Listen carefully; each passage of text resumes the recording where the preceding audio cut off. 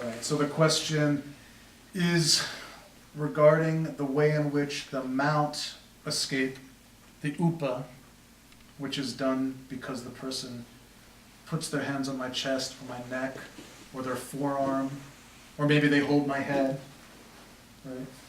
How does this combine? How does this escape where I trap and trap the foot, open the knee, look in the direction I'm going, plant the other foot, lift the hips over the head, and then let gravity take over directly to my knees?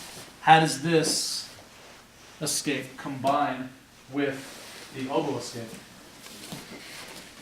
Because after all, if a person has a little sophistication in their grappling, when they hold me and I manage to establish the basic, right, the introductory criteria for the upa, trapping the wrist and arm, trapping the foot. Now I've got him isolated, right? He can't post anymore.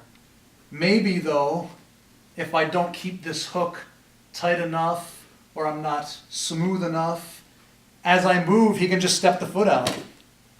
And look, without putting the hips down, that's when I can block the leg, straighten my leg, and see this foot here? All of the weight goes there so that I can move and connect the knee and elbow. Right? And I connect the knee and elbow. And of course, he's not going to stay like this. He's probably going to be looking to put the knee back down. If he does stay like this, that's great. Because I can just hold the arm here and hold the leg, and I use this like a hook, and I lift him. And go directly to his mount or side mount. Right? That's more of a sportive jiu-jitsu aspect. It's something we'll see in a future lesson. It's a type of sweep called the elevator sweep. Some people call it the hook sweep. But it's a way of turning the person over by disbalancing their base and their center of gravity, right? The elbow escape, though, in full, which I would use to replace the guard, right? So I'm going to do the same motion, this motion, to one side and then to the other side until I get to here, right? That happens off of the attempted mount escape because when I trap and trap and trap and open, right, from here, he ends up putting the leg up, okay? So let's go right from there. The leg is up, right? So I missed the trap. I missed the trap. So I switch to this position, right here. Keep him from coming forward anymore. Maybe he puts the knee down. That's okay. I can still brace the leg from advancing. What I don't want is for this to slide high, because now he's got better coverage of my hips and my chest.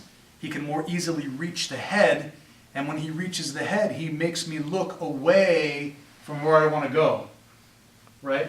If I'm trying to put this knee and this elbow together, what can he do to stop me? He can take my face and he can push my head this way. And now look, my spine is bending this way at the top of my body, and I want to bend it the same direction at the bottom of the body, and it sticks it, it freezes it. It freezes it, right?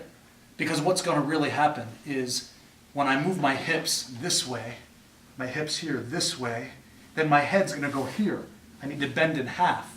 And instead he forces me into basically a back bend, a bridge, which is okay to perform. Jump off 1 second, right?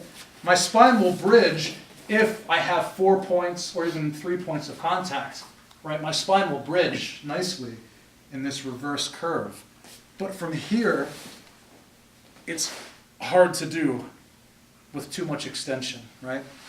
I need to connect the knee and elbow by putting the foot on the ground and moving the hip out and connecting, and then the head goes down close so that there's no space to pass.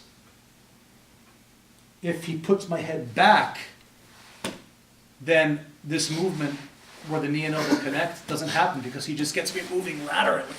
It's more like the runaway, and it's hard to catch because I still need to bring my head in to make this connect, right? So from the mounted position,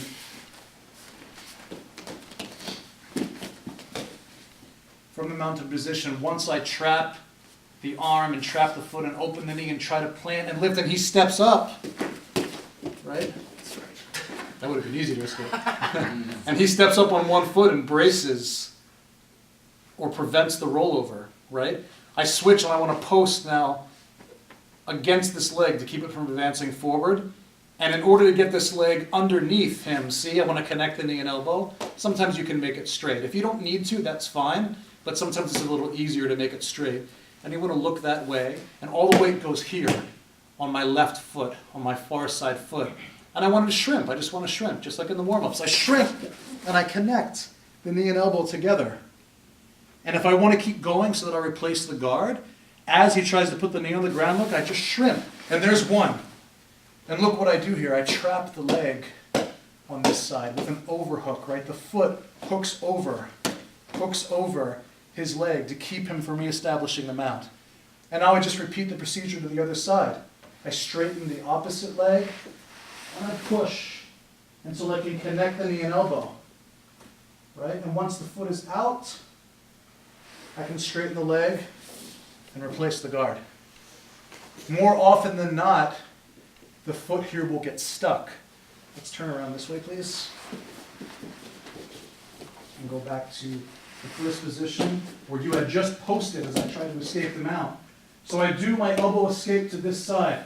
Block the leg, shrimp, connect the knee and elbow, and bring the foot out and around. Right? This leg is still inside. Here, so step over there. And now I need to escape, right? I need to escape on this side as well. And what happens is I move the knee and elbow together, but the foot gets stuck here because maybe he's sitting down or trying to control the hips again. So what do? If I back up too much, then it's inefficient. So I just turn back the other way. And look, the foot goes bop right here. It comes out, and now I can straighten the legs and pull him in. Right? Okay, so does that answer the question for you? Yes. Okay, so without a partner, if I'm attempting to perform the Upa mount escape, trap, trap, trap, open, lift the hips, and I go to my knees, and instead he steps up, then I just go to this. There, elbow escape. This leg comes over so that it makes a hook on his same side leg. And now I go to this side and just repeat the process. Look, it's a shrimp, and the knee and elbow connect. And if the foot gets stuck because he's still advancing, then I go back the other way until the foot comes out the back. Then I straighten both legs and pull him into the guard. Maybe I hold him in stage one. Maybe I put a hand in the collar. Maybe I hold the sleeves. That's up to you. Make sense? Okay, let's try this.